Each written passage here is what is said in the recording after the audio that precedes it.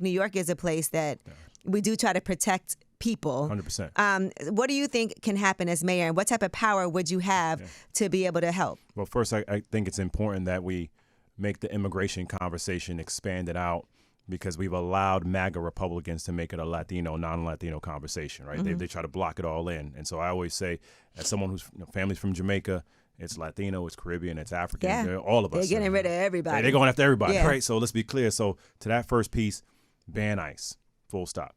ICE is only permitted if there is a signed judicial warrant. There should be no other time when ICE is entering in places. Now, as mayor, we can make sure we maintain a sanctuary city status, which we need to. And the primary reason why we have sanctuary cities is that then you're not turning over information to the feds that should not be going to them. The feds can fine you anyway, right? There's no reason to give them more access, as we're seeing through this Trump-Elon foolishness, right? Next piece, we need to make sure that schools, places of worship, community centers are designated as safe havens.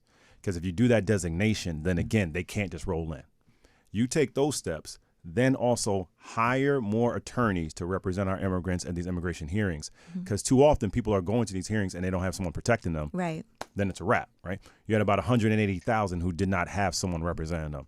180,000, right? Just right there. You don't have a chance at that point. So to that degree, those are steps that we can take immediately, and that's what I would take as mayor.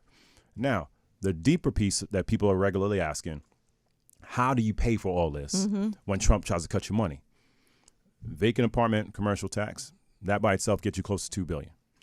We have $2 billion right now of unclaimed fees and fines, primarily from parking tickets. Now, I don't want to make folks nervous because of parking tickets, right? But I'm just going to say. Let me pay mine. I'm just saying about, I see you, Dan. Dan's like, right? I'm just saying, right? About 1.4 of that $2 billion is just parking. I just want people to, the money's out here, right? NYPD. Last year, some would say it was 1.3, some would say 1.4 billion dollars of excessive overtime that NYPD was paid for overtime. So we have the money to make sure we're protecting our immigrant communities and protecting all of us.